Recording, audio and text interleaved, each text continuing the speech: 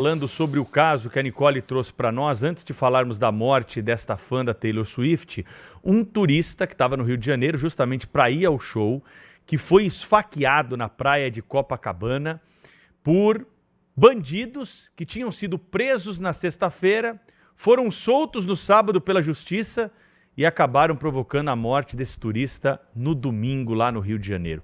Para a gente conversar um pouco mais sobre a legislação penal, está de volta ao Jornal Gente, para nossa satisfação, o Procurador de Justiça do Ministério Público do Rio de Janeiro, Dr. Marcelo Rocha Monteiro, que também é professor das questões ligadas ao direito penal, processual penal.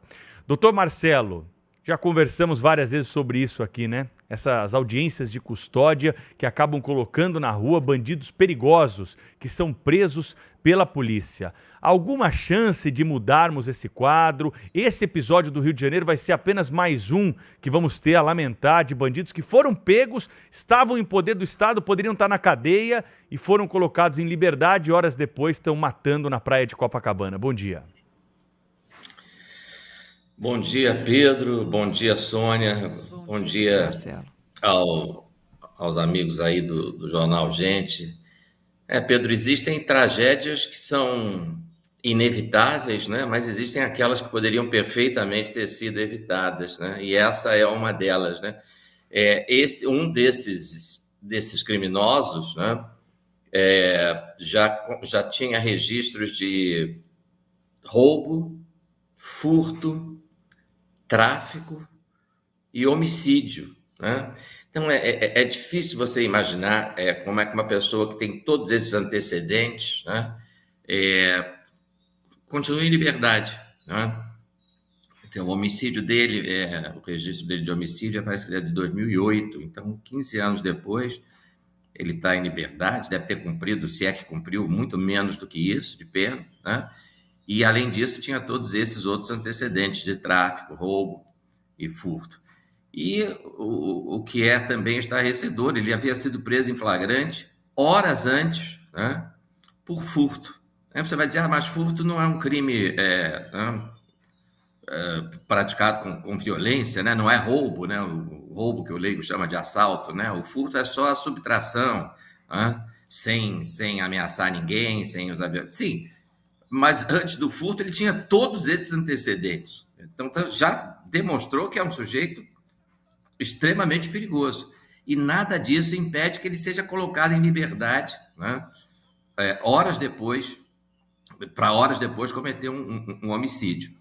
Então é uma legislação tão absurda, Pedro, que eu aproveito aqui para contar um caso que é só um dentre vários, né? De um indivíduo que já foi preso 60 vezes por furto, né? Parece inacreditável, parece ficção, 60 né? vezes, doutor? Ele foi preso 60 vezes. Nós temos uma legislação que não admite prisão preventiva para furto, né? Por que nós temos uma legislação dessas, eu realmente não consigo entender. Mas uma legislação que diz que você não pode prender preventivamente um sujeito que tenha praticado um crime, né? Inclusive que tenha sido preso em flagrante por um crime cuja pena máxima não seja superior a 4 anos. O furto simples, a pena dele, lá do artigo 155, é de 1 a 4 anos. Então, você prende o sujeito em flagrante. Para que serve a audiência de custódia? Para você converter, ou para você soltar o sujeito, ou para você converter a prisão em flagrante em prisão preventiva, porque flagrante é só naquele momento, né, em que ele foi capturado. Para ele permanecer preso, o juiz da audiência de custódia tem que converter a prisão em flagrante em prisão preventiva. Mas aí o sujeito foi preso em flagrante por furto. E o furto não admite prisão preventiva, porque a pena não é superior a 4 anos. Então o sujeito é preso e é solto. E volta a furtar, no mesmo lugar, muitas vezes. Esse das 60 vezes era quase sempre no mesmo lugar. Ele volta a praticar furto no mesmo lugar, é preso de novo em flagrante. E é solto outra vez. E preso de novo, e solto outra vez. E aí vai indefinidamente. Esse aí tem 60 vezes. Né? O desembargador responsável por esse processo comentou comigo que esse aí é um recordista. Mas ele tem outros que foram presos 15 vezes, 20 vezes... Então, que lei é essa, gente? Né? Como é que é possível o negócio? É muito difícil, doutor Marcelo. Até, a gente conversou várias vezes aqui no programa. Aliás, obrigada por o senhor abrilhantar o Jornal Gente de hoje com as suas opiniões, porque o senhor fala exatamente o que deve ser dito e o senhor fala com conhecimento de causa. Por exemplo, delinquentes perigosos que estão sendo soltos, né, na audiência de custódia, né? A polícia proibia de fazer operações nos morros do Rio de Janeiro, e isso foi proibido pelo Supremo. Essas decisões da Justiça, na opinião do senhor, têm contribuído para o aumento da criminalidade no Brasil? Com absoluta certeza, né? Nós vivemos essa situação desde os anos 80. Nos anos 80, nós tivemos uma mudança no Código Penal, toda a parte geral, que são os 120 primeiros artigos, foi modificada, e tivemos uma mudança no mesmo dia, as duas leis entraram em vigor no mesmo dia, a nova parte geral do Código Penal e a nova lei de execução penal, que inventou esse negócio de progressão de regime semiaberto, regime aberto, saidinha, etc. Desde então, a nossa criminalidade explodiu, né? Nós passamos a ter uma legislação extremamente leniente, não foram só essas, né? De lá para cá, a coisa ainda piorou. Mas o ambiente passou a ser esse, né? Uma legislação focada em direitos reais e imaginários dos criminosos e inteiramente alheia às vítimas, né? Vejam, um garoto como esse, né? Um menino de 25 anos, me parece que era estudante de engenharia, vem para o Rio de Janeiro, uma cidade turística, está em Copacabana, um lugar turístico, né? E é assaltado por 3 marginais, que com certeza pelo menos um deles, eu acho que os outros 2 registram antecedentes também, não tenho certeza, mas esse tal de Alain, né, que é você não tem como explicar, né? Em qualquer país civilizado, um sujeito desse estaria preso, né? Com certeza. Com esses antecedentes, horas depois de ser preso em flagrante por furto, né, já com toda essa folha corrida, né, não tem como explicar. E no Brasil é isso, né? Eu lembro aqui de uma quadrilha de chilenos que veio assaltar residências aqui no Rio de Janeiro. Acho que vocês acompanharam esse caso também há algum tempo, né? Há alguns meses, talvez. E quando eles foram presos, a imprensa perguntou para um deles, né? Vocês vieram do Chile para assaltar no Brasil? Por que vocês fizeram isso? Aí ele respondeu, porque a lei de vocês é muito mais tranquila para nós, né? Então, Doutor infelizmente, Marcelo, essa legislação já é claro que o principal aqui, né, da nossa discussão também é tentar evitar crimes como desse jovem aí, que a gente, né, acompanha as imagens Podia ser meu choca filho. O coração. É horrível isso. Que foi ao Rio de Janeiro para se divertir. Foi ao Rio de Janeiro para se divertir, aproveitou ali o momento, né, de estar num lugar paradisíaco, viu a praia de Copacabana, foi até a praia, dar um mergulho no mar, e aí é esfaqueado em plena praia por um sujeito que o senhor já definiu bem. A legislação brasileira, do ponto de vista de benefício para o criminoso, nós estamos vendo nesse caso real como é. E para a família dessa vítima? Como é que fica a família dessa vítima? Tudo bem, o crime já aconteceu, o ideal seria evitar, né, se o bandido tivesse ficado preso, como o senhor já colocou. Mas existe algum tipo de atenção? Porque parece aqui para o ouvinte, para quem está nos acompanhando nessa manhã, que a legislação favorece muito mais o criminoso do que a família da vítima numa situação como essa.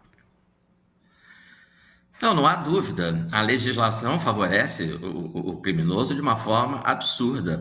Para a vítima, nada, né? E não só a legislação, mas todo um ambiente, uma cultura de ONGs, imaginem só o seguinte, se esse indivíduo, esse criminoso, tivesse sido impedido pela polícia de matar esse menino, se tivesse ali um policial e esse policial, para impedir esse crime, atirasse no criminoso, você pode ter certeza que hoje nós teríamos assim umas 5 ou 6 ONGs lamentando a violação dos direitos humanos do infrator, chamando o policial de assassino, tudo isso, né? Então existe toda uma cultura, né? Inclusive do meio universitário, no meio acadêmico, né? De favorecimento do criminoso em detrimento da vítima, né? Isso é muito ruim. Outra coisa, doutor Marcelo, pegando um gancho nisso que o senhor está falando, a culpa fica da vítima. Eu ouvi gente falar que ele não tinha nada que estar 3 horas da manhã em Copacabana, no Rio de Janeiro. O quê? Ele estava passeando, ele é cidadão, ele tem esse direito. Agora, chamar de vacilão, porque ele... sabe, é uma inversão de valores, que é exatamente isso que o senhor está falando. É um horror, né? Culpar a vítima, né? Dizer, não, ele não podia. Mas, pô, não podia por quê? Né? Pois não podia por quê? Você passeia em Times Square, né? Quer dizer, pelo menos, não sei hoje, mas até pouco tempo atrás, você anda em Times Square, em Nova York, aqui em Paris à pode, meia-noite, a 1h da manhã. Não tem problema nenhum. Pois é. Então, assim... É uma inversão de valores, e é exatamente o que está acontecendo, né? E como essa inversão de valores permeia também no setor acadêmico, que é onde são formados, né? É de lá que sairão os juízes, os promotores, os advogados e, às vezes, até os legisladores, né? Os deputados, muitas vezes, saem de faculdades de direito ou outras, né? Porque não é só na área jurídica, né? Então, esse pensamento vai acabar gerando esse tipo de lei que nós temos. Né? E essa visão de coitadinho do criminoso, né? e que acaba enxergando na vítima o responsável. Né? E eu perguntei isso para o senhor, porque vem muito a calhar com o que nós estamos vivendo, né, nesses tempos. Justamente essa questão da vítima, porque não tem uma palavra de um secretário lá do Ministério da Justiça que recebeu outro dia a dama do tráfico do Amazonas. Né, para receber a mulher do tio Patinhas do crime lá, o bandidão perigoso do Comando Vermelho que atua no Amazonas, paga-se passagem, recebe lá com tapete vermelho, participa de evento e tudo mais. Agora, para a família dessa vítima, aí qual que é o amparo que foi dado? Né, o governo fez o que até agora? Alguma palavra de solidariedade, alguma ação? Que reparar não tem como reparar, perderam ali o seu ente querido, não tem como trazer a vida de volta, mas alguma medida poderia ter sido feita para pelo menos mostrar, né, que há algum tipo de sensibilidade com a violência que nós vivemos à flor da pele, provocada por esses que hoje são recebidos lá em Brasília. Exatamente, né? Um mínimo de atenção com os familiares do rapaz, não é? Enfim, pelo menos uma palavra de conforto, mas que a gente vê que recebe criminoso. Tivemos um probleminha agora na conexão final aí, mas vamos agradecer ao Dr. Marcelo Rocha Monteiro, né, procurador de Justiça do Ministério Público do Rio, que participou conosco, tentando, né, explicar de alguma forma como que a legislação brasileira solta um bandido perigoso com uma ficha criminal dessa para cometer um crime lá no Rio de Janeiro.